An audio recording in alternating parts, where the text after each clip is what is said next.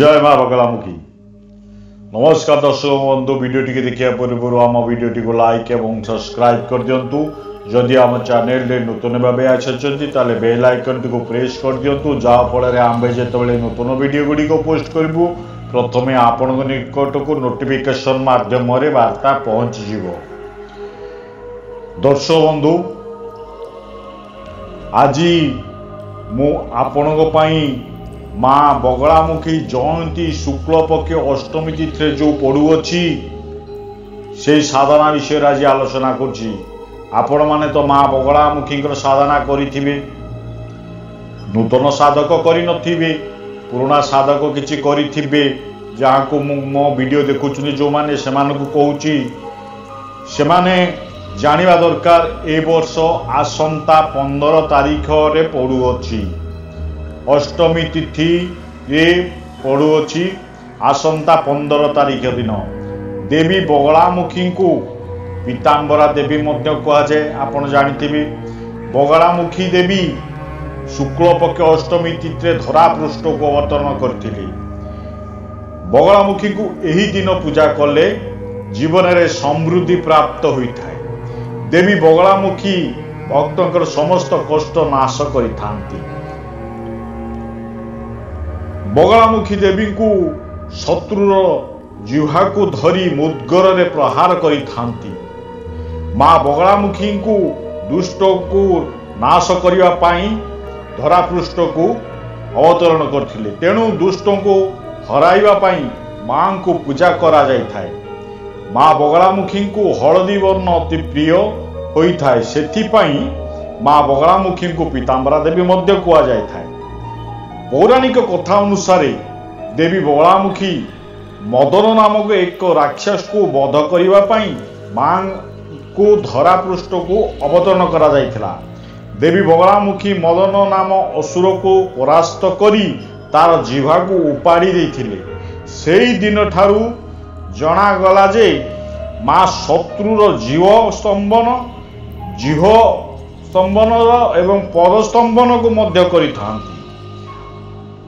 अन्य 10 महाविद्या ठारू माँ बगलामुखी अधिक शक्तिशाली अटंती।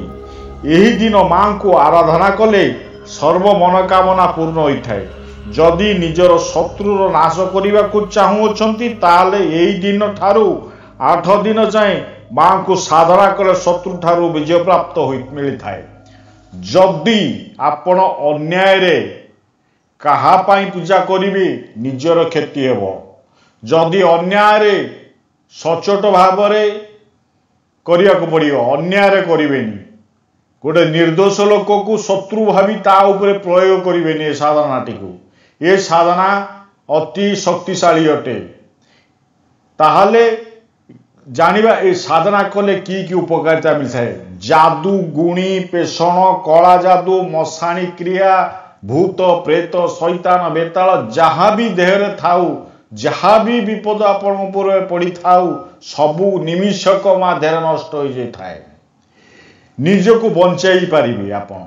जदि जेते बड़ थाना कोर्ट कचेरी कार्य हेउ मध्य सबू कार्य निमिषक मध्य समाप्त हो जाए। जदि आपण राजनीति करूथांती, जदि आपण प्रकृत रे देश सेवा करने को चाहूँगी ताहले ये साधना करंतु, निश्चय सफल हेबे। ये एक सत्य घटना उपरे वर्तमान आपण को मु जणाउछि।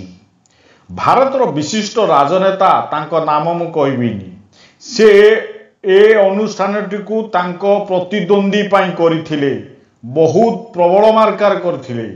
सेई दिन ठारू तांको प्रतिद्वंदी रो सत्ता रहिला नै। आ प्रतिद्वंदीटी बाचाळ भली सबुबेले भाषण देला, तांको बाणीर संतुलन रहिला नै। केतेबेले आलू सोना बाहर करिवे तो कहउचंती, केतेबेले चंद्र रे आपण को घर करिकि देबे कहउचंती। छाड़ंतु से कथा, चलंतु जानिबा बगला जयंती रे पूजा विधि विषय। प्रथमे प्राप्त स्नान करिवे, हलदिया वस्त्र परिधान करिवे, आसन पई हलदिया कंबलर आसन व्यवहार करिवे। ये पूजा मन रखंतु। आ गोटे कथा, ये पूजा जे मानकर छाड़पत्र होईची, संपत्ति विवाद अच्छी, धन विवाद अच्छी, जार माली मकदमा लगी से माने ये साधना कले बहुत सुफल पाइबे।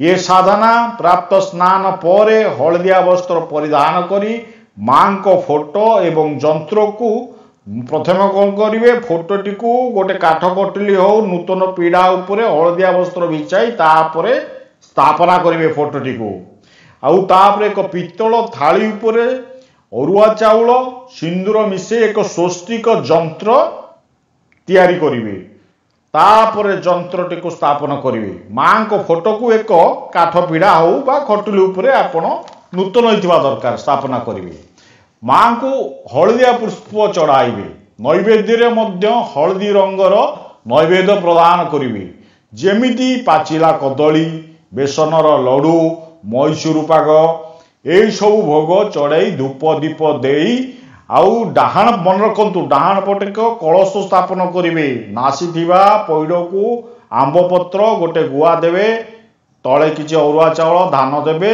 तापरे कलशी स्थापन करेंगे पैता टेकी कलशी उपरे चढ़ाइबे तापरे देवादिदेव महादेवंकर फोटो को बाम पार्श्व रखिबे तापरे कलशी स्थापन डाहाण पटे रखिबे सर्वप्रथमे प्राप्त ए कार्य करिवे संकल्प करिवे डाण हाथ रे जल को नहीं ए पूजा केते दिन करिवे जदि आपण 9 दिन करिया पई चाहुचंती ता मध्य कहिवे संकल्प रे जदि आपण 41 दिन पर्यंत करिया चाहुचंती विशेष भाव रे साधना करिया चाहुचंती ता मध्य संकल्प रे कहिवे संकल्प रे कहि सारिया परे मुंडियाटी मारी चाली आसीबे ये साधना एकांत स्थान रे जेमिति निज ठाकुर घरे करि पारिबे ये साधना महिला और पुरुष करि पारिबे महिला मानक पईका किछि बारण रहिछि जो 5 दिन अशुद्ध थिबे से 5 दिन को छाड़ी दे बाकी जेते दिन करिया कथा करिवे ये साधना रात्र 11टा ठारू रात्र 3टा मध्य रे करिया को पड़िबो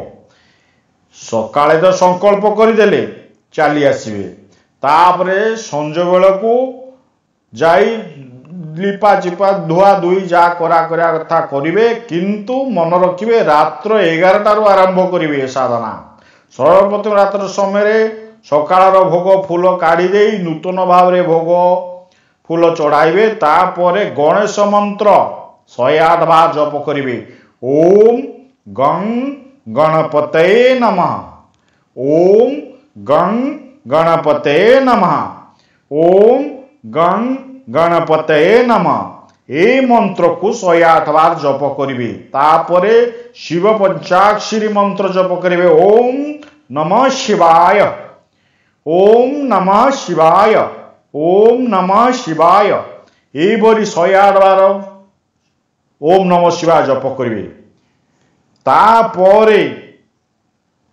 गुरु मंत्र जप करिवे जहार गुरु नाई से महादेव को गुरु मानी गुरु मंत्र टी को जप करिवे गुरु मंत्र टी को मु वीडियो स्क्रीन रे दउची आपण सेठारु नेई मन रखी गुरु मंत्र टी को 108 बार जप करिवे गुरु मंत्र टी हेला ओम परम तत्वाय नारायणाय गुरुभ्य नमः ओम परम तत्वाय नारायणाय गुरुभय नमः ओम परम तत्वाय नारायणाय गुरुभय नमः गुरु मंत्र जप करिबा परे तापरे बगलामुखींकर मूल मंत्र ओम ह्रीं बगलामुखी सर्वदुष्टानां वाचं मुखं पदं स्तंभय जीवं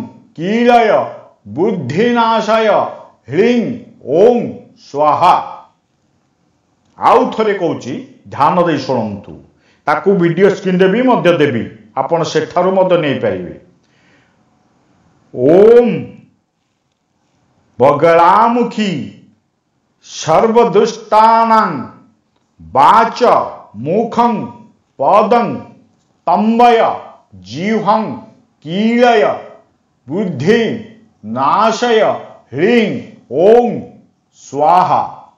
एही मंत्र को 11 माला लेखे 8 दिन रात्र काल रे जप करिवे। आउ सकाळे जिबा दरकार नाही, केवल रात्र प्रथम दिन जिबे जा संकल्प करिवे, तापरे रात्र 11टा समय 8 दिन पर्यंत जप करिवे। मंत्रटी को वीडियो स्क्रीन देली, आपण सेठारु देखि नै परिवे। नवम दिन कौन करिवे? दशांश हवन करिवे। जदि पारिवे दशांश करिवे, नाही तो 108 बार हवन करिवे बा होम करिवे। हवन सामग्री सह हलदिया सोरिष मिसाइबे। हवन सामग्री कौन से पूजा सामग्री दुकान रो ग्रहण करि नै जिवे, ताप ढेरे हलदी सोरिष मिसई ताकू होम करिवे। एही मंत्र मूल मंत्र रे 108 बार करि पारंती बा दशांश हवन करि पारंती। जदि आपण विशेष भाव में साधना करिया को चाहुचंती, गोटे साधक हवा को चाहुचंती, निजे निजर किंबा अन्यर उपकार करिया को चाहुचंती, ताले 41 दिन करिया को पड़िबो।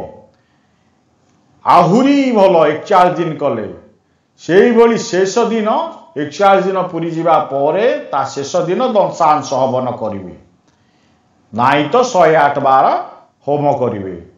मन रखिबे, दीप सोरिष तेलर दीप दैनिक जळेबे।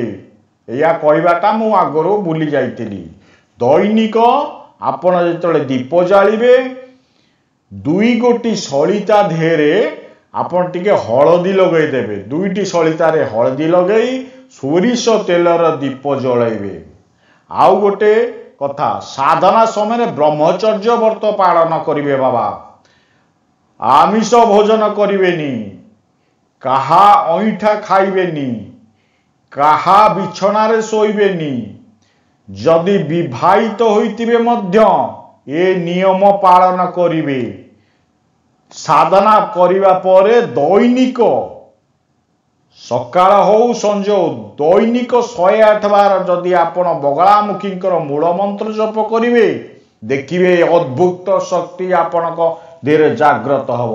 आपण एक शक्तिशाली व्यक्ति होई जिवे। जो कार्य रे हाथ मारिवे सेही कार्यटी आपण सफल हब। दर्शक बंधु, ये साधना करी मते ये कमेंट बॉक्स रे जणाइबे, बगलामुखी जयंती दिन जो साधना आपण आरंभ करथिले से साधनार किभली चमत्कारिता कमेंट बॉक्स रे जणाइबे। शेष रे मोर नमस्कार नेबे। जय माताजी, जय मां बगलामुखी।